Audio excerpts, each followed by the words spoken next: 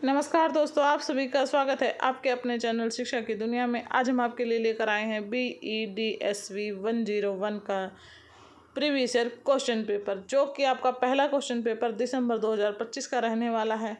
और इस course code का नाम है मूल्यपरक शिक्षा, जो कि बहुत इम्पोर्टेंट चीज़ है। और यह है इग्नू ने नई गाइडलाइन में ही जारी किया है। इसके ज़्यादा क्वेश्चन पेपर आपको मिलेंगे नहीं। पहला है कि आपको इसमें 3 घंटे का समय मिलेगा और 100 अंक का आपका ये पेपर रहने वाला है।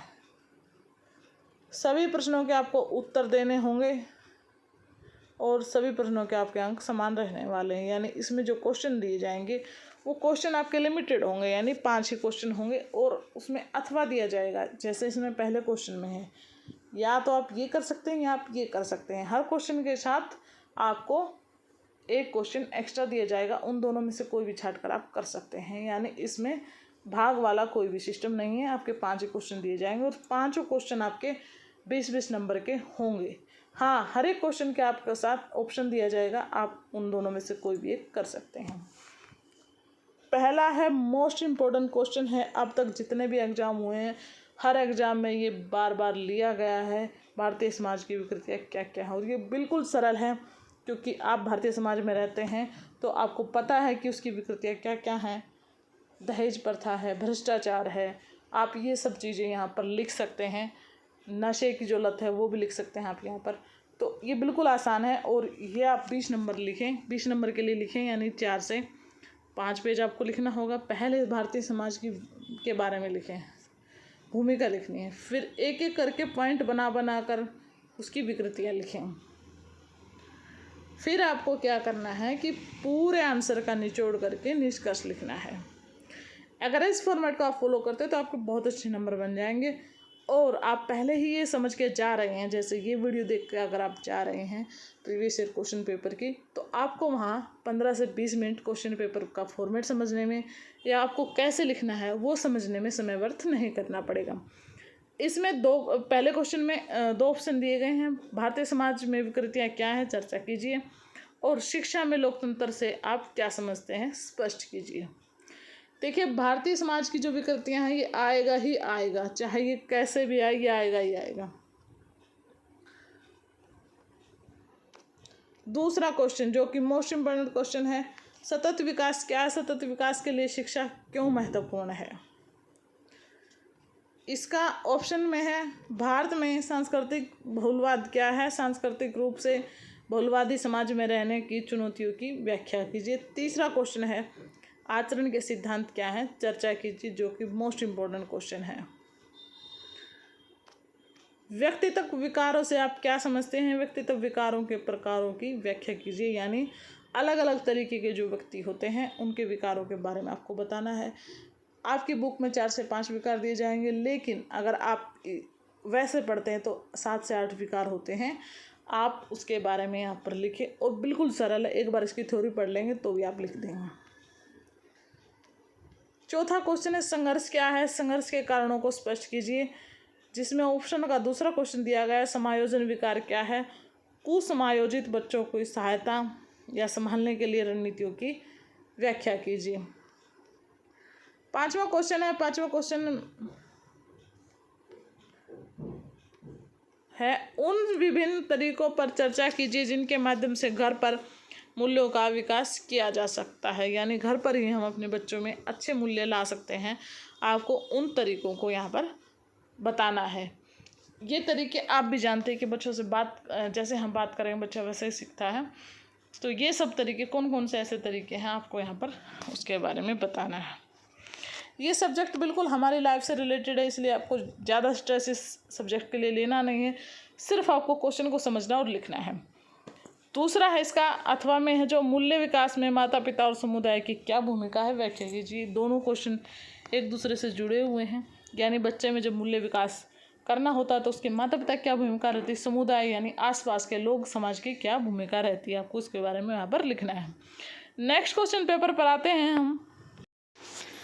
देखिए, नेक्स्ट क्वेश्चन पेपर आपका जून 2025 का रहेगा। इसमें भी आपको 3 घंटे का समय और 100 अंक आपका पेपर। सभी प्रश्नों के आपको उत्तर देने होंगे और सभी प्रश्नों के अंक समान रहेंगे। पहला क्वेश्चन है, नैतिक शिक्षा और धार्मिक शिक्षा के बीच अंतर स्पष्ट कीजिए।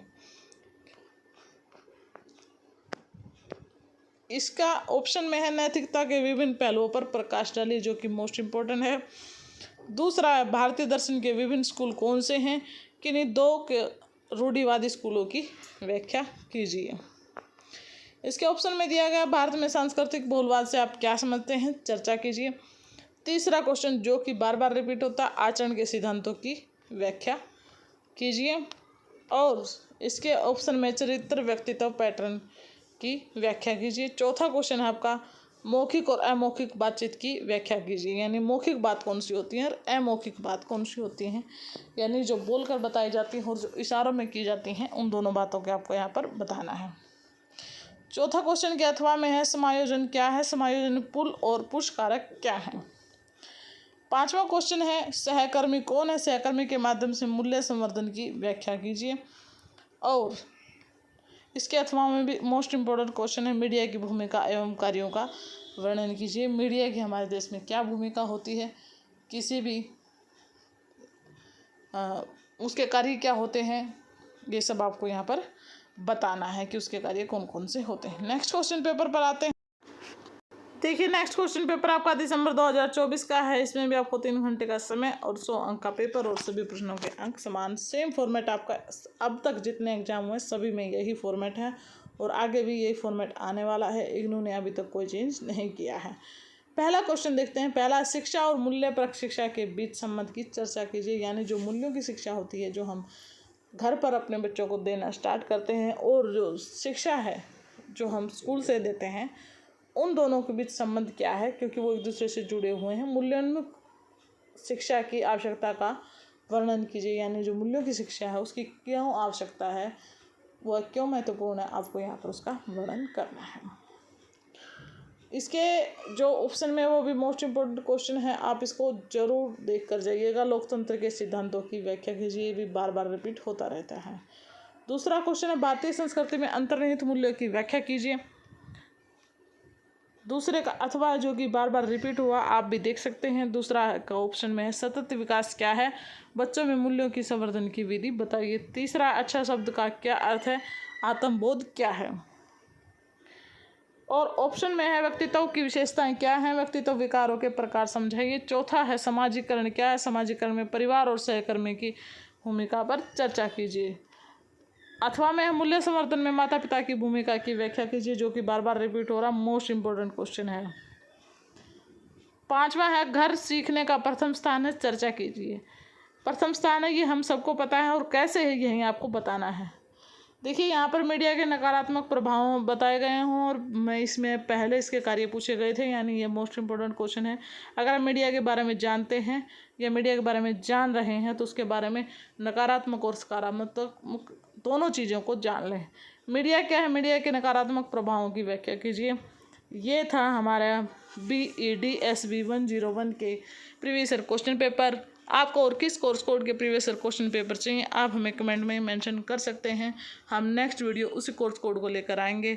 अगर आपको हमारी वीडियो हेल्पफुल लगी तो वीडियो को लाइक करें, अपने दोस्तों के साथ शेयर करें और हमारे चैनल शिक्षा की दुनिया को सब्सक्राइब करना बिल्कुल ना भूलें।